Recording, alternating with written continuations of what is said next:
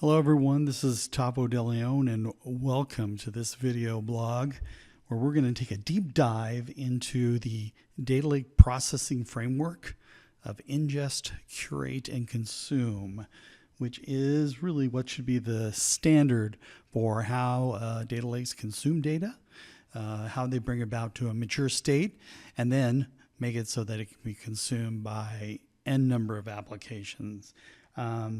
The benefits of ingest, curate, and consume are this is one of the most beneficial ways to utilize your data, as you'll see as we go through this.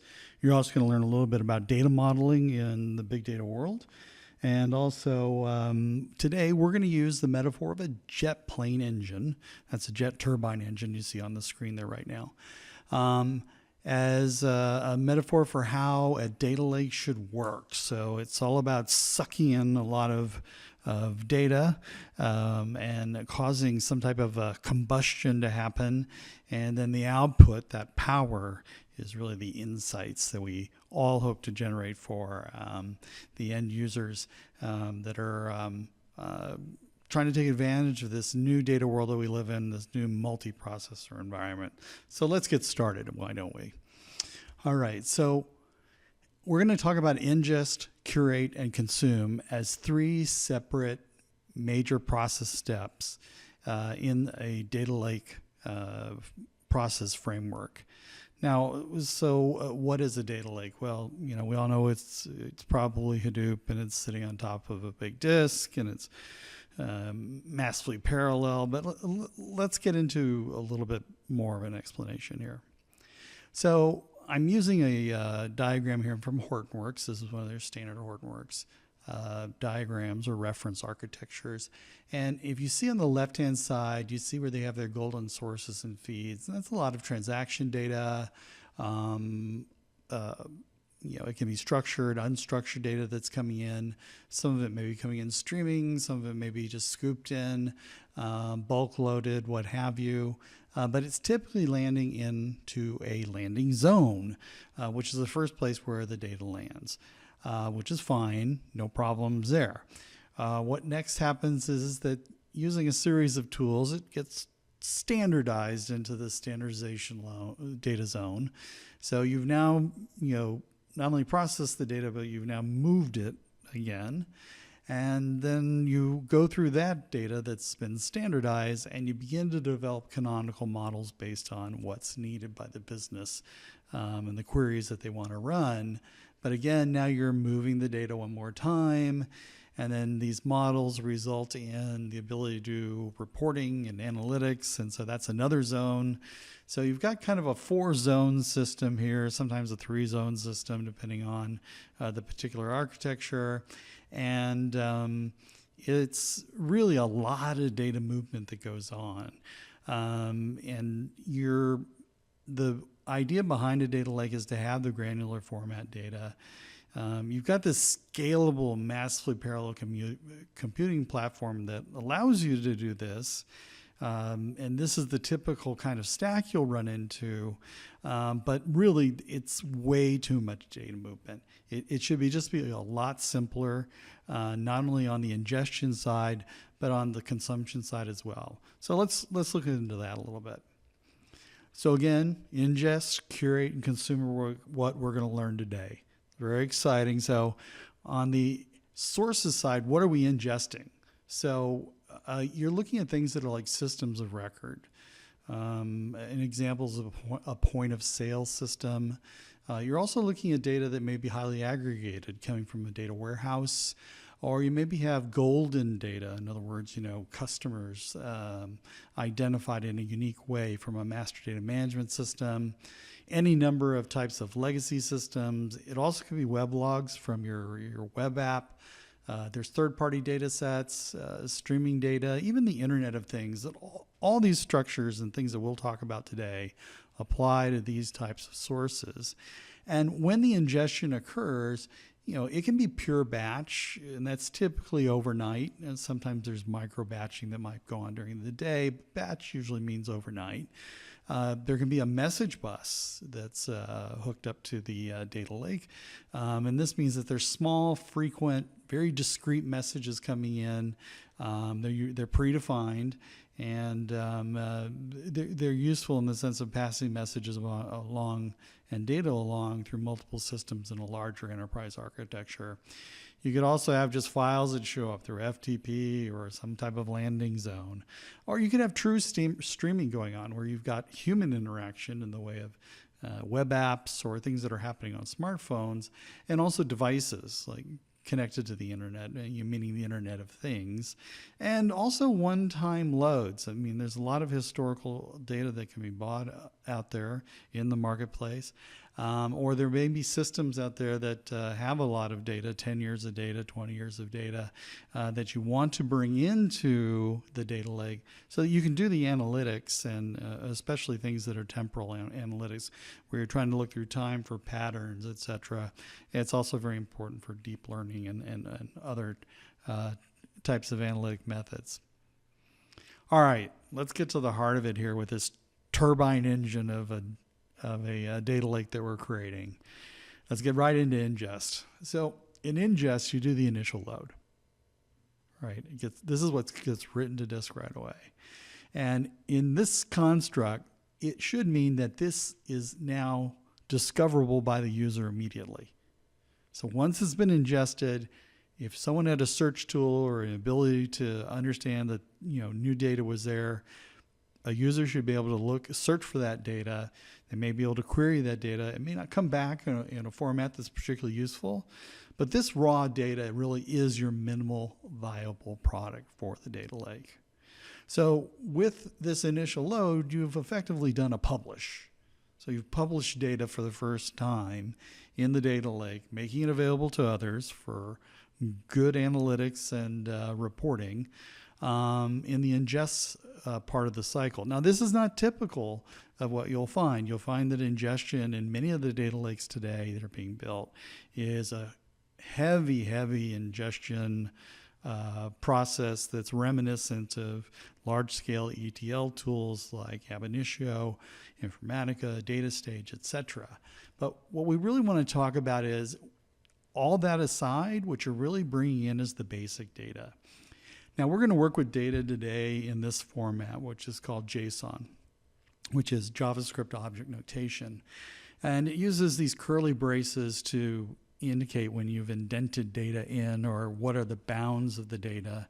And we're going to look at this black colored data as your raw data. So we got a first name of Katie, last name Jones, age 28, and there's the address that goes on there. But when you ingest it, this is what you land to disk. You can index this, you can search this, etc. Doesn't look particularly useful at this moment, but let's go for it here. Well, now we need to move over to what's the next step, which is really curation. And in curation, what you're really trying to do is build the metadata around this new data that's arrived, whether it's technical metadata, business metadata, or operational metadata. You also want to enrich this data. So if you've done some profiling on it or something else, you can enrich it in place. And you want to start linking data together or bringing links into the data so you understand relationships that can continue on. And this is really about modeling to some degree. And in more advanced versions of all this, you can start to build semantic relationships. That's a whole nother video, and I'll come back to that again with my good friend Tom Kelly. But this is where stewardship occurs in the curation area, with that process, that step. Curation, for many of you coming from the data warehousing world, you understand what a data steward is. It's usually a person who's responsible for the integrity and the quality of the data coming in and out of the data warehouse and how it's used. Now, that's really kind of a person-driven or a noun-driven view of it. In a data lake, what really happens is stewardship becomes an active verb. And what I mean by that is you're constantly doing stewardship, but at smaller levels and based on feedback. But let's explore that a little bit. So how does curation work in this data lake concept that we have here? And let's look at what we've done here so far. So if you look at the bottom of the screen over here, You see, we still have Katie Jones, 28, address, etc. But at the top, you see that we've expanded the scope of this initial raw structure with more curly braces. This is basically building larger and larger envelopes for this raw data to sit in. This enveloping concept is very important, so please pay attention. We've added in some of the metadata. So we know what source system it's coming from. It's coming from the point of sale system North America, and that's the imaginary title of the POS system here. We have the load date, and we have some lineage, and in lineage we can add things like if a transformation was performed, it was version .12 that was used. You could, in a data catalog, have a whole listing of these transformations that would allow you to understand exactly what's been done in detail and what's the logic behind them, so you can get a feel for it. But that's the initial metadata that you can do once you've ingested it, and you can begin the curation process right away. So let's talk about canonical models. Now, it may be that the customer record you're trying to build, in maybe this case, different parts of the data that make up the customer are going to come from different sources. Some's going to come from the point of sale system, some may come from an MDM record, some may come from other associated data silos that are out there, or maybe data that's added in that enriches the customer record. But in this example here, we're going to talk about how postal code, here at the bottom, remember, the text in black is the original raw data that's been loaded in, has been promoted to be a canonical element. So again, we've just made another envelope within the envelope of canonical data, and we're using the C underbar standard to indicate a canonical element, and the naming convention is zip for instead of postal code. But you'll see it's the same data, 10021. So the data has been copied there, but we understand that this is the canonical data, meaning that this is the data you would use as your record, as what you would want to pick if you were out there looking for the zip code for a customer. In addition, maybe another process ran in the background, or as it was curated, it was this particular record was assigned a global unique ID. Again, this is another envelope within all of this data that started out with our simple raw data that's there in the black type. So curation is a very important process. And if you want to look at it even in a larger scope of what's more realistic, again, at the bottom, you see we have the raw data there. At the top, we still have the same metadata, canonical element that's been added in, and a global ID. But let's add in some business metadata that might be a little interesting here. Again, this is through the curation process. This is knowing the data and understanding it, maybe profiling it, etc. So remember, this is coming from the POS system North America, and the first name we have is Katie. So we've taken Katie and we put it into an array where it tells us that Katie is the actual data that came in raw. It's the preferred name of the customer is what we've determined through working with all the different data elements over time. But we also know it's of relatively low quality. And what do I mean by that? In this particular construct, it means that Katie is probably Catherine. So their proper name is probably Catherine. But you're free to use Katie, but you're given the information of understanding this is the preferred name, maybe how Katie would like to be addressed when emails or ads come to her on her web pages, or snail mail that sends out some paper to her.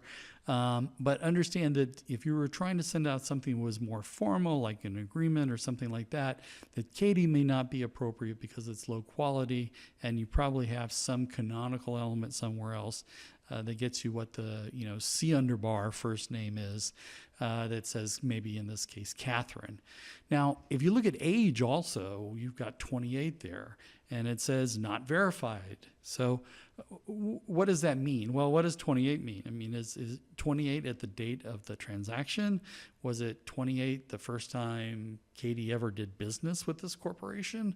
There's no actual date here to compute whether date 28 is the current age of this person, or was it the age of them some period in the past.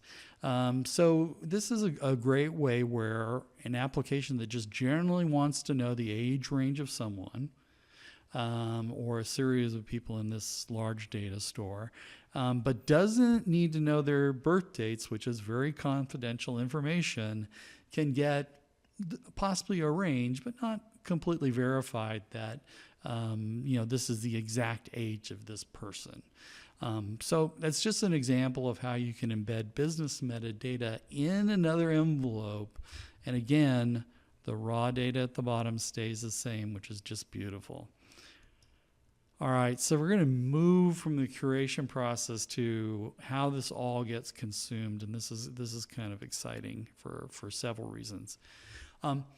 In the consumption level, what you really need to do is have a very good data catalog for your business users. And depending on, their visibility or the type of user they may be, they may need a catalog that only shows them canonical elements. And they don't really care where the raw data came from. They just want to see all the C underbar elements that are available, whether it's a customer, whether it's about a product, whether it's about a transaction, whatever it is that's of interest to them. Or you may have other users, and these could be technology users, or they could be business users that have a deeper understanding of the data, where they maybe have access to more of the either business metadata or even the raw data that's there. That's a case-by-case distinction you need to make in understanding that, but the criticality of the data catalog cannot be denied. It has to be there. And with the data catalog, you now have an information architecture. So we're moving way beyond data at this point, and we're starting to talk about information, and hopefully, when it's consumed, something that's an insight. Now, what's also occurring in the consumption cycle here is you're starting to deal with data models. Now, we've used the word canonical several times during this presentation, and what I mean by that is this is kind of the rule. It's the canon law of what this data means, and you only want to assign certain elements to any canonical model. You can have multiple canonical models, which have different meanings for different parts of your company, corporation, and the different types of applications that are running on top of it. But in addition to that, you have another way of doing data modeling, which is query as a data model. By that I mean is that whatever query that you might make, let's suppose in the example we've seen before, it involved a couple elements from the raw data, that was that stuff in black ink, and it might have included something from the business metadata as well, but you didn't know what the data model was going to be until a query came through and caused a consumption event to happen. And that's a very exciting, powerful way in which new applications can quickly get online through their queries. Again, the importance of the data catalog cannot be overemphasized here, so that they can make usable queries. And over time, if those queries are used often enough or they're distinct enough, they may need to become canonical elements in existing models or a new model altogether. But this is also where your BI tools begin to pull in data. This is where if you're using a microservices type of architecture for advanced analytics in particular, is where you start to consume the data. And also this is where you can start to feed messages out to message buses or other technologies that move data around to other places. So once you've done this consumption, what's the big deal here? I mean, where's it going? Well, the idea really is to get it so that when you're looking at what's happening is that this consumption is really the explosion of data from really two mixed things in the turbine engine, fuel and air. It makes energy. And energy relates to insights, and it doesn't matter whether it's going to a smartphone app that you have, or it's going to some factory or supply chain system, or it's just going out to individuals in general, whether it's through the web or through other means. And this is really where the endpoint is. Each one of these areas and any other you can imagine as an endpoint for the big data lake framework that you have in place should be an insight or something that's leading the user to having a certain experience that's very prescribed and very much what they need at that moment. So it's the needs of the consumers, and whether it's consumer to business or business to business doesn't matter. And it's also about generating insights so corporations can run themselves more efficiently. It's also about users getting insights about themselves. There's a number of different outputs here that directly relate to consumption. So let's talk about consumption, and this is the last point on this one here, and that's really what's happening here at the bottom, where consumption is a feedback loop to the curation process. So for every query that's going out, that's returning, a value to any one of those areas that we just looked at, every time that goes out, those queries really need to be, in a sense, understood and cataloged, because that's feedback that you're getting.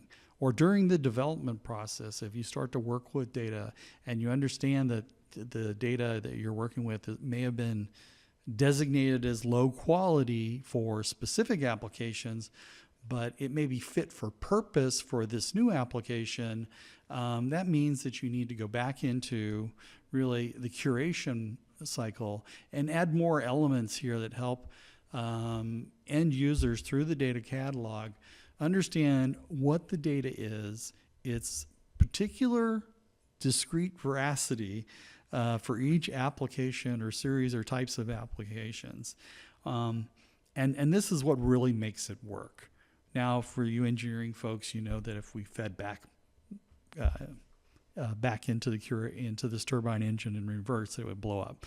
But that's not what happens here.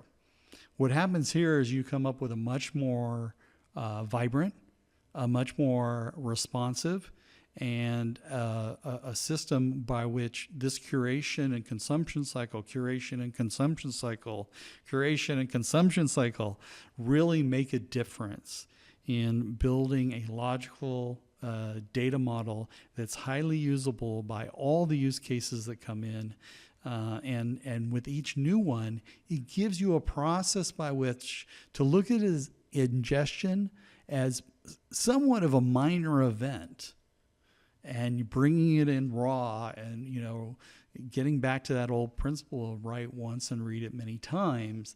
You see that in the curation process, where you start to build these envelopes of metadata around it, and then ultimately there's the consumption. And the key points there really are around an information architecture that has really two things in it that you really need that are important, which is a data catalog for business users. And you can clearly see how with the modeling that we've done, that's possible. It's not just a bunch of data out there in tables and rows and things like that. It starts to come to life. And data modeling, whether you're building canonical models, set models that everyone can use that are standardized, or you have applications that say, I just need to do these queries in a certain way, and as each query executes, it in effect is a data model. So it needs to be understood, it needs to be cataloged as well. But with each use case, you'll be presented with a new opportunity to look at those queries. So this is a ingest, curate, and consume. It's a data lake processing framework that is very exciting. It brings a lot of benefits. It gets you past a lot of issues around ingestion. It reduces the amount of data movement that you have across your data lake. And most importantly, it sets up an active curation consumption cycle with this feedback loop that just makes data more and more realistic for the end user. And by realism, and what I really mean is that at the end of this cycle, with the output of the data lake, really is creating business insights that are actionable, whether it's through predictive analytics or prescriptive analytics, machine learning, BI reporting, anything that you can imagine as an output for this, web apps, etc. This is really the way to do it. And this is what keeps your data lake alive and vibrant. It's through this ingest, curate, and consume cycle. Hey, thanks for spending a few minutes with me. I know your time's valuable, and I really appreciate it. This is Tavo De Leon, and I'm signing off. Thank you.